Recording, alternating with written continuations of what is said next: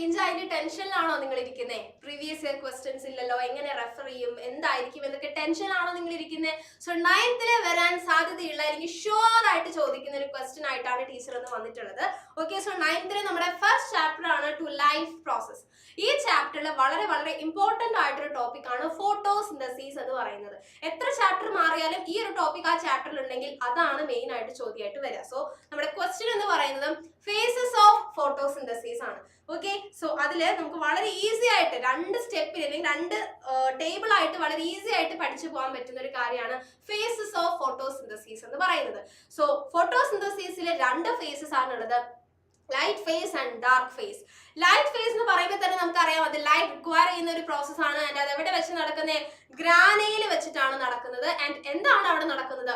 Water split ആവുന്നു. Water split ആവുന്നു, ഓക്സിജനും അതുപോലെ തന്നെ ഹൈഡ്രജനും അതിൽ നിന്ന് റിലീസ് ആവുന്നു. അതിൽ ഓക്സിജൻ എക്സ്പെൽ ഔട്ട് ചെയ്ത് നമ്മുടെ പുറത്തേക്ക് അറ്റ്മോസ്ഫിയറിലേക്കാണ് ഓക്സിജൻ പോകുന്നത്. ഹൈഡ്രജൻ എങ്ങോട്ട് പോകുന്ന മക്കളെ? നമ്മുടെ നെക്സ്റ്റ് സ്റ്റെപ്പ് ആയിട്ടുള്ള ഡാർക്ക് ഫേസിലേക്ക് വേണ്ടി സ്ട്രോമയിലേക്കാണ് മൂവ് ചെയ്യുന്നത്.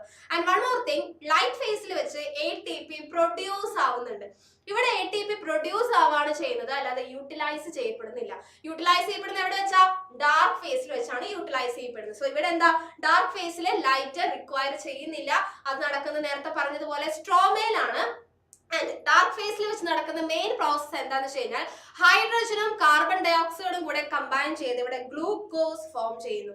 അതിനുവേണ്ടി ഇവിടെ ATP യൂട്ടിലൈസ് ചെയ്യുന്നുണ്ട്. സോ ഈ ഒരു ടോപ്പിക് ഫോട്ടോസിന്തസിസ് എന്ന് പറയുന്ന ഈ ഒരു ടോപ്പിക് മസ്റ്റ് ആയിട്ട് നമ്മുടെ ഇനി വരാൻ പോകുന്ന ഓണം എക്സാമിന് ചോദിക്കാൻ സാധ്യതയുള്ള ഒരു ക്വസ്റ്റ്യൻ ആണ്.